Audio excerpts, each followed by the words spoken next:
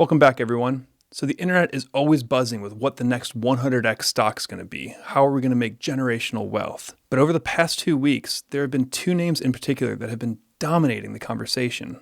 And those two companies are Hims and Oscar Health. And I haven't seen this level of hype in a few years. I mean, just doing a basic Hims search on X just shows so much hype happening. And you have financial influencers saying that the stock's going to 100x. And the hype doesn't stop there. Hims to 100, tomorrow we print.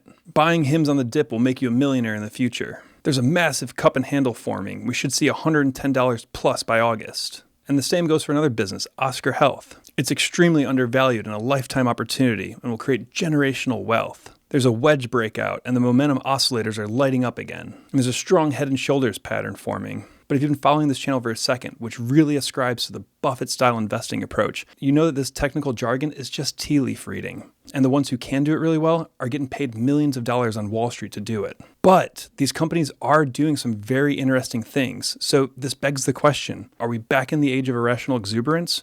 Or is AI ushering in a new generation of innovation? And these companies are going to cause tectonic disruption in their industries? Or perhaps both? In this video, we'll pop the hood on both of those companies and dive deep. But first, it's been a busy week in the market. Microsoft was duped by the AI startup Builder.ai, which was once valued at $1.3 billion. But they just filed for bankruptcy this week. In case you aren't familiar with the company, they're basically an AI business that supposedly makes creating enterprise-level apps super easy. But it turns out that the company wasn't really using AI for all their projects. They were using human programmers from India behind the scenes to act like AI. So they were essentially faking it. Now, we don't know how much Microsoft invested into Builder.ai, but we know that it's less than $250 million because that's their Series D round. But what I think this does is it does raise some serious questions about the current state of the AI race. With so many companies rushing in to develop the next big thing in AI, you have to wonder, how much of it is actually real? And if a tech giant like Microsoft can be misled, what does that mean for the rest of the industry? And then we have Disney, which is a company that I currently hold.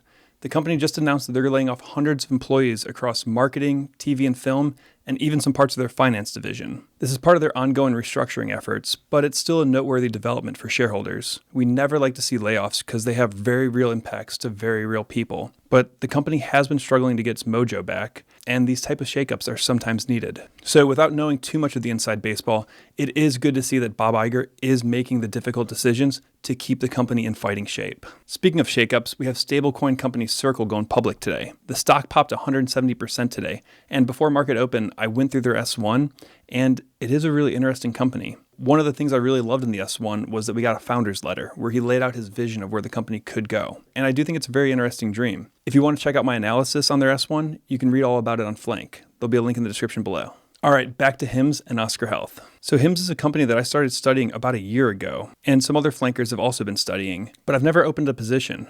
What originally attracted me to the business was I'm a user of their online prescription services. It wasn't the internet hype that attracted me to the business, which is how we should invest. We should invest in products and services that we know, use, and are inside of our circle of competence. And I can say that it really is a great service and their business model is wonderful. But the company is being talked about like it's a meme stock. The internet desperately wants this to be the next Palantir, which, by the way, I've been a shareholder since 2021. So is it the next Palantir? Well, they are doing some really interesting things.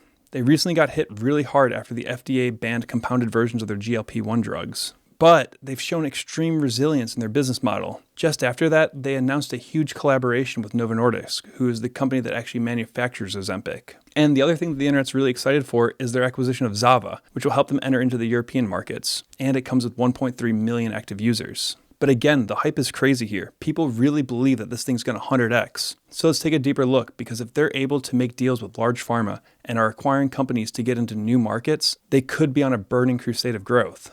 So first we have revenue, which has been on fire lately. Look at this graph. We love when we see this kind of thing. Just in the last year, revenue is up 85% year over year. And free cash flow has an even better story. It's up over 350% in the last year. But the scariest thing of all to me is their gross profit margin. It fell 10% in the last year. And what that means to me is that the competitors are circling. They have direct competition from Roe. And there's the 800-pound gorilla that no one's talking about. Amazon is tiptoeing towards a Hims-like model through their Amazon One medical service, which, if you know anything about Amazon's history at all, diapers.com, that company gets off on eating innovative direct-to-consumer companies. So could Hims 100x? Well, it would take a lot for that to happen. They have 2.4 million customers right now, predominantly in the US. This is before the Zava acquisition. And they are growing their customer base quickly. But they'd have to expand past their current line of offerings between ED and hair loss drugs into almost all healthcare verticals, like chronic disease management, longevity, etc. And that'll be a regulatory nightmare, especially when they try to do it on a global scale, which is what they're doing. And the people who are pumping the stock online are saying that AI is the key to growth. And they're not totally crazy, but it probably is a little overhyped. But HIMS is making big moves into the AI space. They just hired Mo El-Shawani, who was the former CTO of Cruise, a self-driving vehicle company owned by General Motors. So this guy has the technical chops to bring this thing into the next level. And their plan is to use AI for personalized healthcare, which is a great idea. But I don't think the stock's going to 100x. I mean, at least it won't do it anytime soon. But on the same hand, that's not what we're looking to do as intelligent investors. If you're able to find companies that will compound at 20% year over year, I can guarantee you that you will be the richest person in your family or of anyone you know. I don't care what your principal amount is. So while I do want to study this company, I also realize how volatile this thing is and how much hype there is. So when some bad news comes out, I believe the stock's going to tumble. But if there was a gun to my head and I had to get involved with this company, I actually wouldn't do it through just a normal long position. I would do it through something else. The company's currently raising capital by selling convertible senior notes. And if you're not familiar with a convertible note, it basically means they'll sell you a bond, which is just a way of companies selling debt that you can then convert into equity. But yeah, all in all, I don't think HIMS is going to 100x anytime soon. I mean, I'm in love with the company and I use their services, but I wouldn't invest in it anytime soon. But speaking of healthcare, the other stock that has been on fire and the internet's claiming will 100x is Oscar Health. And this one could come closer to that. Here's why. First off, they're going after a much larger market than HIMS. They're going after health insurance, which if there's any industry more ripe for disruption, it's certainly health insurance.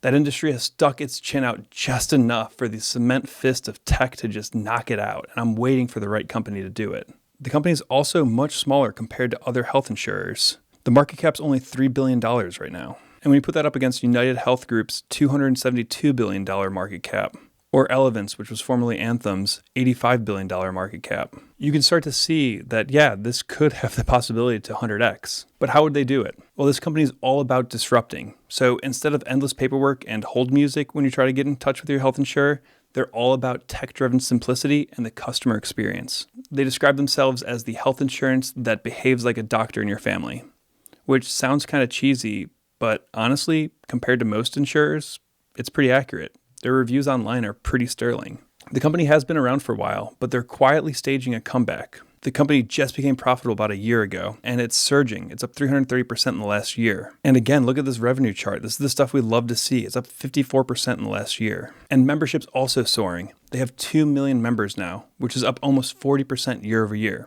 So clearly they're doing something right, especially considering that they mostly serve the ACA market, and they're growing at 3 times the rate of their competitors. The biggest differentiator here is their tech. They've been integrating into AI super heavily, like literally embedding a ChatGPT-style AI to check if patients are following post-hospital instructions.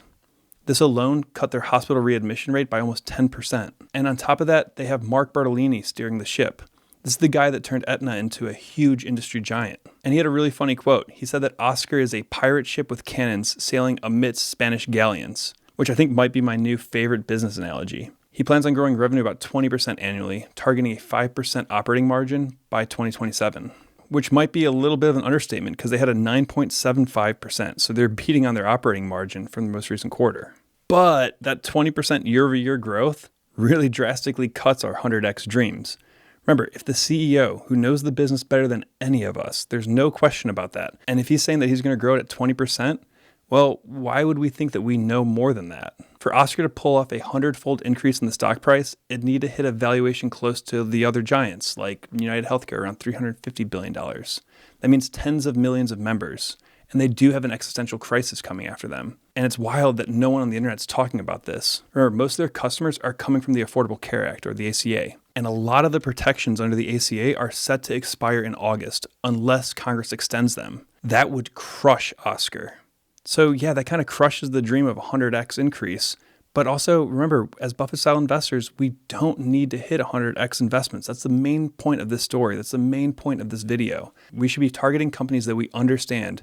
Buffett calls this your circle of competence. We want to stay inside that lane. And with the way that this company is operating and who they have on board, this could be a 10xer, which that's not a bad thing. And if they keep executing, especially leveraging AI, nailing the customer experience, and maybe licensing their tech to other insurers, this could easily deliver steady, significant returns over the next decade. So yeah, this is actually one that I'm going to continue to study.